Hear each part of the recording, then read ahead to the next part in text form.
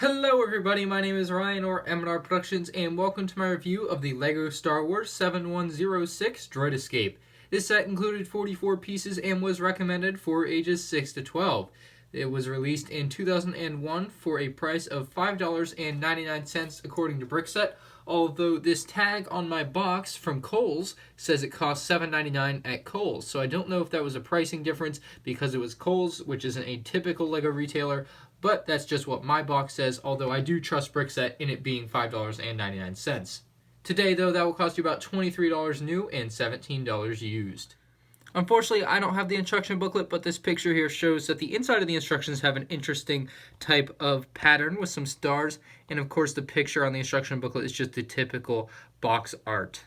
Here's a look at the C-3po minifigure. Of course, this is one of the original versions of C-3po, so he's a bit of a lighter gold color. You can definitely tell he isn't quite the same colored brick as the newer C-3pos, and he's also got a lot less detail. The printing quality isn't quite as high. You can see there on the torso. They just kind of had to shade it in with some black dots to kind of get the effect. They couldn't really do much detail. Same problem around back, a lot of shading and not a lot of sharp edges on the printing. It's very non-detailed. It's pretty sad. And then you can see his head mold is actually pretty cool.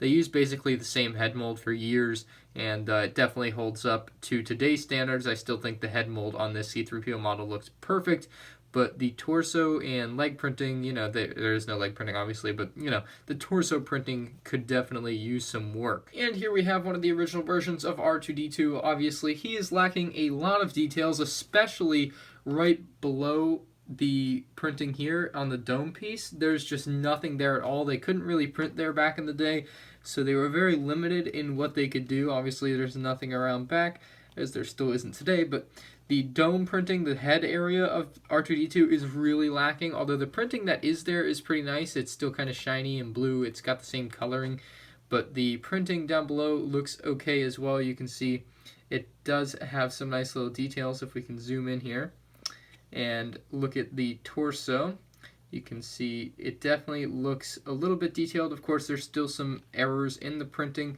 and the dome piece, of course, is just kind of atrocious by today's standards. There's a lot missing that's there today that wasn't there back in the early 2000s.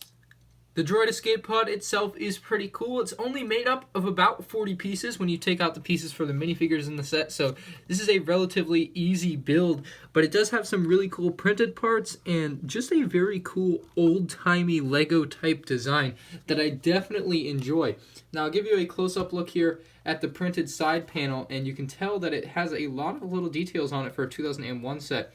Go ahead and zoom us in here and we'll get a better look at this panel. You can see there's lots of little details along it, all up and down, so very, very cool. Unfortunately, not all 4 panels have printing on them. 2 of them are just plain gray, but the other panel on the other side is exactly the same, and it has that same printing pattern on it, which is very nice. The top of the escape pod has a few little details like these thrusters, I believe, and the same on the bottom with one large thruster and a couple of small thrusters as well. And of course, you guys are going to want to break inside of this thing so that you can put your minifigures inside. To do that, you're just going to want to lift the top here. Very easy, comes off, no problem. It's a very, strong piece, I'd say. So you can get that open. Unfortunately, there is nothing on the inside. You're not going to find anything in there. No details, no printed pieces, no control panel, nothing. But there is room, of course, for minifigures, so you can get R2-D2 in there. You just kind of have to put your hand down there blindly because you can get R2-D2 in there like that, and then you can also fit C-3po in there. I'm just going to put him in standing up, but you can fit him in sitting down. And if you fit them in like that, they both fit in there. It's kind of like having them in a cup. It's a little bit of a weird design for a Lego set, but this was 2001, so we can't really expect much here from Lego, unfortunately. With the newer escape pod designs, though, you get much better playability. Of course, I would recommend those over this set if you're looking for playability, but if you're looking for the old-timey Lego feel, you can't go wrong with this 2001 Lego Classic. You can, of course, recreate the scene where they come out of the escape pod. You can open it up after you have them inside. You can try to pop them out. C-3po is going to be the easier of the two to get out, but R2-D2 is going to prove to be a little bit more difficult, but come out nonetheless. You can get R2-D2 and C-3po out of the escape pod. You can close the escape pod back up, and just like that, you've got your set complete right there. With that being said, though, guys, I hope you did enjoy this review. I definitely enjoyed making it. If you would, leave a like down below. I greatly appreciate that. It makes me know you like my videos.